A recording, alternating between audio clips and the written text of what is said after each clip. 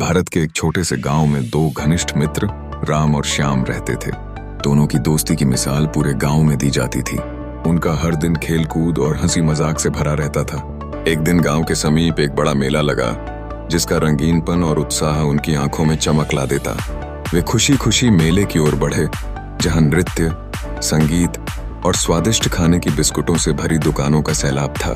मेले में उन्होंने झूले झुलाए, मिठाइयाँ खाईं और नाच गाने में भाग लिया। इस सब में वे अपनी दोस्ती का लुत्फ लेते रहे। लेकिन जब यह खुशी का माहौल खत्म हुआ और वे वापस घर लौटने लगे, तो अचानक आसमान में काले बादल छाने लगे। फिर ऐसी मूसलाधार बारिश होने लगी कि संपूर्ण जंगल की भूमि कीचड़ से भर गई।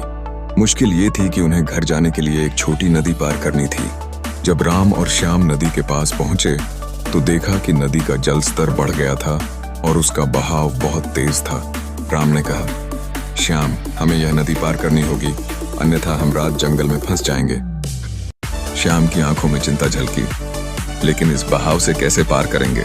राम ने सोचा और उनसे अपनी दोस्ती की शक्ति समझाते हुए कहा, हमें एक दूसरे का सहारा लेना होगा। हम मिलकर चलेंगे और एक दूसरे को सहारा देंगे। उन्होंने एक दूसरे का हाथ पकड़कर धीरे धीरे पानी में कदम रखा। पानी का इन पर गहरा असर था, लेकिन उनकी मित्रता ने उन्हें अडिग बनाए रखा। उन्होंने एक दूसरे को संभालते हुए अंततः नदी पार कर ली। दूसरी ओर पहुंचकर उन्होंने यह अनुभव किया कि उनकी दोस्ती ने ही उन्हें इस कठिनाई से बाहर निकाला।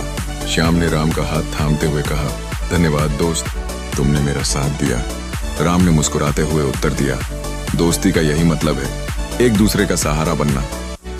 इस घटना ने राम और श्याम की दोस्ती को और भी मजबूत बना दिया, क्योंकि उन्होंने समझा कि सच्ची मित्रता हर मुश्किल को संजीवनी प्रदान करती है।